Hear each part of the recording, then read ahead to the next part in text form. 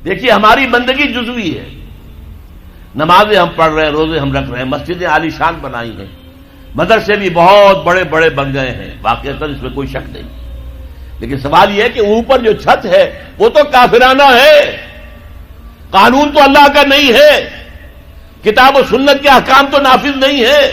ہاں نماز ہے، روزہ ہے، حج ہے، زکوٰۃ ہے، تو نماز اور روزہ تو ہندوستان میں بھی ہو رہا ہے، وہ تو چند ایک مسجدیں ہیں جنہیں وہ تاریخی اعتبار سے کہتے ہیں کہ یہ ہمارے مندر ہوتے تھے جنہیں مسجد بنایا گیا، ورنہ وہاں پر ہزاروں لاکھوں مسجدیں ہیں، آباد ہیں، لوگ نمازیں پڑھتے ہیں، کوئی روکتا ہے انہیں؟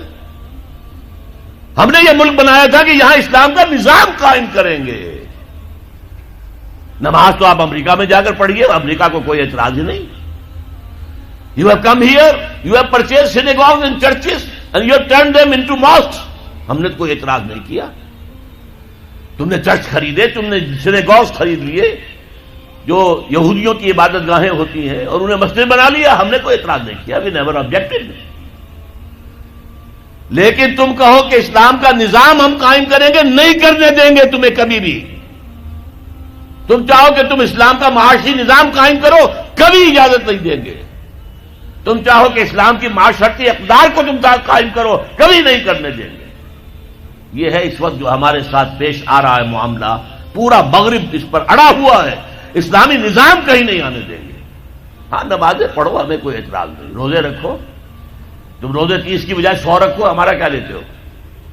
تمہاری کمزوری ہو جائے گی، ہم تو تمہیں لیبر اسی وقت دیں گے جب پورے 8 گھنٹے کام کرو گے ڈٹ کر، اس میں کوئی رعایت نہیں کریں گے تمہارے ساتھ۔ بہرحال سوال یہ ہے کہ میں کیا کروں، کوئی راستہ ہے؟ دیکھیے کنویں میں، اب آج کل تو وہ کنویں اس طرح کے ہیں نہیں، دیہات میں تو ہے، کنویں میں کتا گر گیا، بلی گر گئی، مردار ہے کنویں کے اندر، کنویں کا پانی حرام ہو گیا، نجس ہو گیا، لیکن آخر کو راستہ تو ہے نا بھائی، اتنا پہلے تو اس کتے کو یا اس بلی کی لاش کو نکال کے باہر پھینکو، اور پھر اتنے ڈول اور نکال کر باہر پھینک دو، پھر وہ پانی صاف ہے۔ اس کا کیا نام ہے؟ کفارہ۔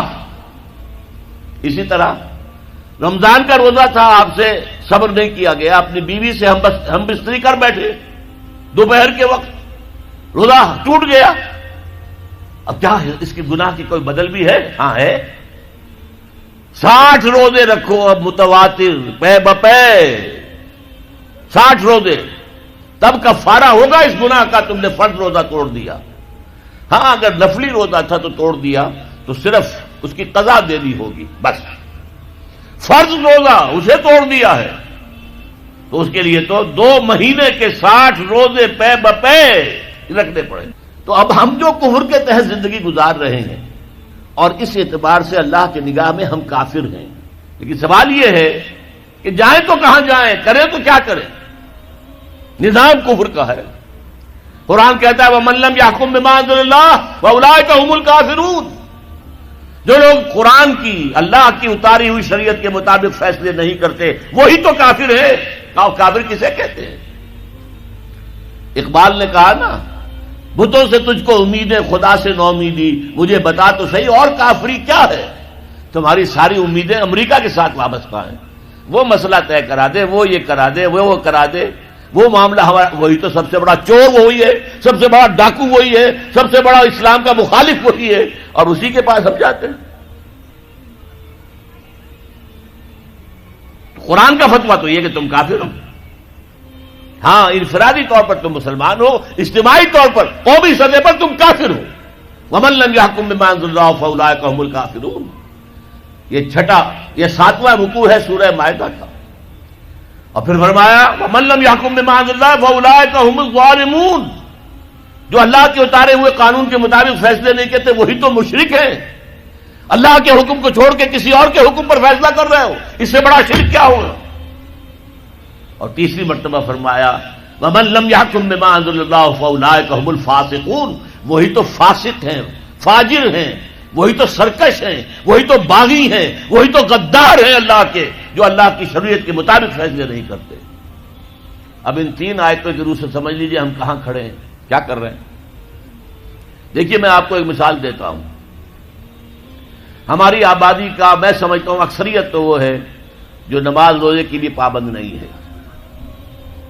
ان چیزوں کا چرچا شہروں میں زیادہ، دیہات میں بہت کم رہ گیا، بہت کم، بہت کم. اور ہماری 70% آبادی دیہات کے اندر ہے. اچھا، جو نمازیں پڑھتے روزے رکھتے ہیں، خاص طور پر شہروں کے کاروباری لوگ، وہ بلیک مارکیٹنگ بھی کرتے ہیں، وہ حسابات بھی غلط دیتے ہیں، جھوٹ بولتے ہیں، جھوٹ یا حلف اٹھاتے ہیں کہ یہ حساب ہم حلفیہ میں کہہ رہا ہوں یہ حساب صحیح ہے، جبکہ حساب غلط ہے. سودی کاروبار کرتے ہیں، اپنے کاروبار کو بڑھانے کے لیے سود کا قرضہ لیا ہے، سودی قرضہ لیا بینک سے، اپنی بلڈنگ بنانے کے لیے بہت بڑی قرضہ لیا ہے بینک سے. تو ان کی عبادت کیا ہوئی؟ وہ اس آیت کے ذیل میں آ گئے کہ نہیں؟ افتؤمنون ببعض الکتاب وتکفرون ببعض فما جزاء من يفعل ذلك منكم الا خزي في الحياة الدنيا ويوم القيامة يردون الى اشد العذاب وما الله بغافل عما تعملون. لیکن میں ان کو بھی چھوڑتا ہوں. فرض کیجئے ایک شخص ہے، نماز پڑھتا ہے پوری 5 وقتہ مسجد میں، رمضان کے روزے رکھتا ہے، اور بھی اللہ توفیق دیتا ہے ایام 20 کے روزے رکھ لیتا ہے، یا ہفتے میں 2 روزے رکھتا ہے، سوموار کے اور جمعرات کے وغیرہ، زکوٰۃ دیتا ہے، کاروبار بھی سارے حلال کر رہا ہے، حرام نہیں کر رہا، سود میں بھی براہ راست ملوث نہیں ہے، نہ پیسہ سود پہ اوپر بینک میں رکھ کر سود کھایا، نہ سود پر قرضہ لے کر کوئی اپنا کاروبار بڑھایا، نہ کوئی اپنا کارخانہ لگایا، نہ کوئی اپنی بلڈنگ اونچی بنائی. پردہ بھی اس نے اپنے گھر میں بالکل شرعی نافذ کر دیا. وہ اس پورے اسلام پر کاربند ہے جس میں وہ کاربند ہو سکتا ہے اس وقت، لیکن وہ اس قوم کا فرد ہے جو قوم اللہ کے فتوے کے مطابق کافر قوم ہے،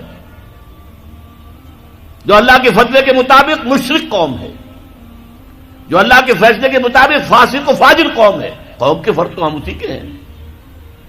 چور کا ہاتھ تو نہیں کاٹا جا رہا، ڈاکوؤں کو وہ سزا تو نہیں جا رہی سورہ مائدہ میں جو آئی ہے، ان کے ہاتھ اور پاؤں مقابل سم سے کاٹ دیے جائیں، یا یہ کہ انہیں ملک سے باہر دفع کر دیا جائے، قتلوا تقتیلا، ان کے ٹکڑے کر دیے جائیں.